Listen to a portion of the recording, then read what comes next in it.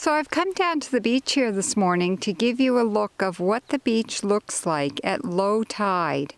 Where I'm located here is right up at the top of the Bay of Fundy in the new Minas Basin.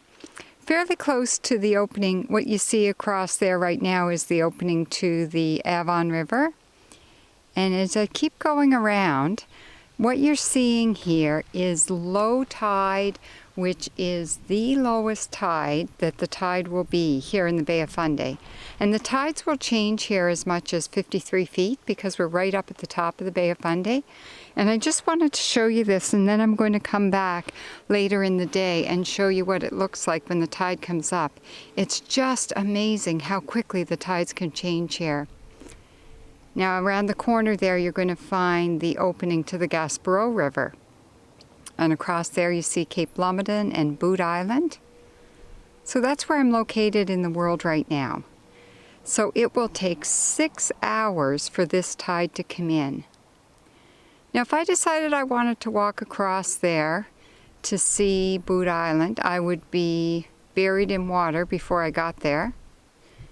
Wouldn't make it. People have tried. It's been unsuccessful. But if I wanted to walk out far enough to stick my foot in the water, I'd be a good half-hour walk. So I'll check back with you in a few hours and show you what it looks like down here. So here I am back down at the beach. It is about 2 hours since the last time I checked in down here. So it's about 2 hours post low tide. And there's still quite a bit of beach here. The tide has come in quite a bit. You might be able to see the difference between this video and the last little shot I showed you. I still would take a very long time to walk down to the water's edge here. I've never actually gotten up the nerve to walk all the way down at low tide. I think it would take me quite a long time. Plus it's quite muddy here. They call these the mud flats for a reason. So you have to be prepared to get dirty if you're going to walk to the water's edge at low tide in the Bay of Fundy. It's a fairly overcast day here today. It's a little cool, but it's still so nice. Just beautiful. And I have the beach all to myself here. We'll see in a couple of hours if a few afternoon beachgoers show up. So I came back down to the beach, and it's pushing about 5 hours from the lowest tide. And as you can see, most of the beach has been totally covered up by water because the tide has come in that far. I almost have the beach to myself. I saw a few people swimming down the way there. And there's a few people out there in a boat fishing. People tend to go fishing more at high tide than low tide because there's not a lot of water to float around on. So you see the beach is all gone. And it was around that corner there where I was standing last time. I can't even get around there now because the water's too high. And the tide isn't even all the way in yet. So there's still about 1 more hour before we're going to see the tide at its highest here. But if you look where I'm standing right now, the water's coming in here fairly quickly.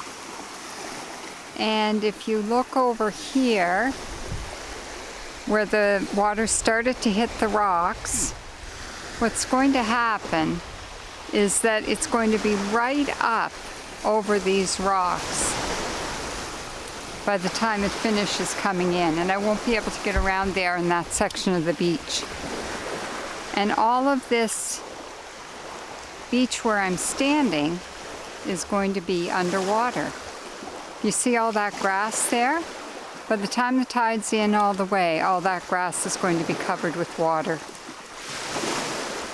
So it's pretty spectacular how big the beach is at low tide and how small it gets at high tide. Can't even go for a beach walk during high tide. So there you can see that great big beach that I showed you earlier is covered up a lot with water. Now where I'm standing right here, I'm on the dry part of the sand that doesn't have the tide come up over it, except in maybe a storm or a storm surge. But all of this in front of me is going to be covered with water as well. Within the next hour, probably less than an hour, the tide will hit its highest point for the day. And that takes 6 hours to come all that way in. And then it will take 6 hours to go all the way out again. And it'll just do it all over again. Twice a day it does that, all the way in and all the way out. It's really quite spectacular to see how large the tides are here at the top of the Bay of Fundy in Nova Scotia. So this really is a you have to see it to believe it phenomena. Here the tide is on its way out again. I came down here, didn't quite catch the high tide. You can see along here where the tide line is, where there's little bits of foam and whatnot in the sand. And because it's high tide, there's some kids down there swimming. They like to come at high tide. When the tide's really far out, you have to walk too far. It's hard to believe that just 6 hours ago, when I was here, I would have had to walk a good half hour to hit the water. And now I can just reach out and touch it. It's just so beautiful. So I hope you found this video really interesting to see the phenomena of the tides on the Bay of Fundy in Nova Scotia. So until next time, happy sea glass hunting.